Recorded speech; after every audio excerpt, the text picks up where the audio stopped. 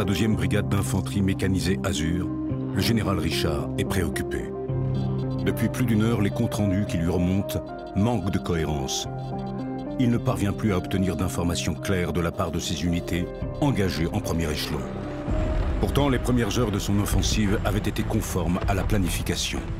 Les 2 carrefours principaux au sud de Vilnoa avaient été repris et l'ennemi avait rompu le contact face aux Griffons et au VBCI du 1er groupement tactique interarmes.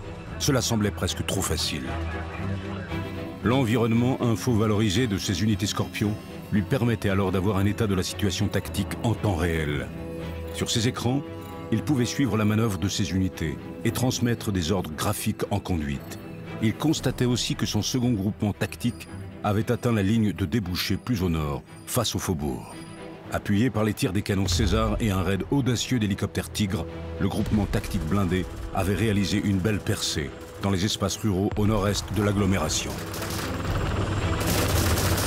Conformément au plan, l'action pouvait alors être relancée en direction du centre-ville.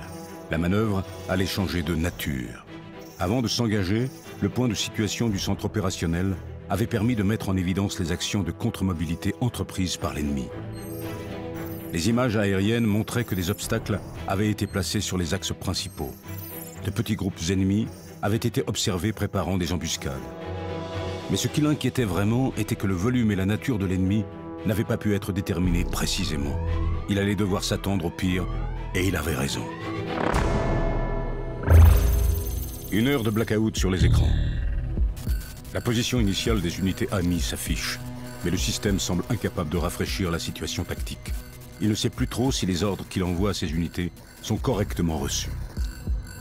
Son système lui indique que ses comptes rendus sont arrivés vers l'échelon supérieur, mais sans accuser de réception.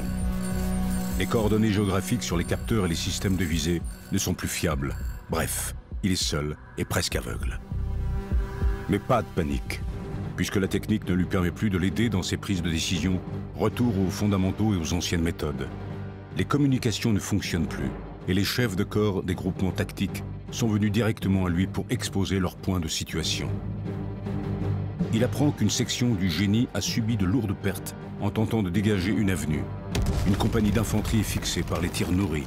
Il faut faire vite. Il réarticule son dispositif en regroupant autour du groupement tactique imbriqué une masse combattante suffisante pour percer les défenses adverses et secourir les unités en difficulté. C'est le choix du choc, du combat à vue. Il n'y a pas d'autre possibilité.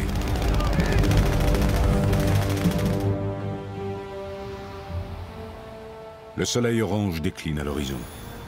Le général Richard est finalement parvenu à atteindre les 2 objectifs désignés. S'emparer du port et de la cité administrative qui se situe à proximité. Mais la victoire est amère. Les pertes sont importantes. Il compte 9 tués et 35 blessés, dont la plupart restent encore à évacuer.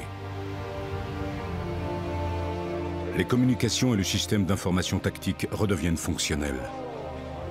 L'heure n'est pas encore au bilan. Néanmoins, des informations lui parviennent à la fois de la chaîne de renseignement, mais aussi de la part de l'autorité en charge des transmissions.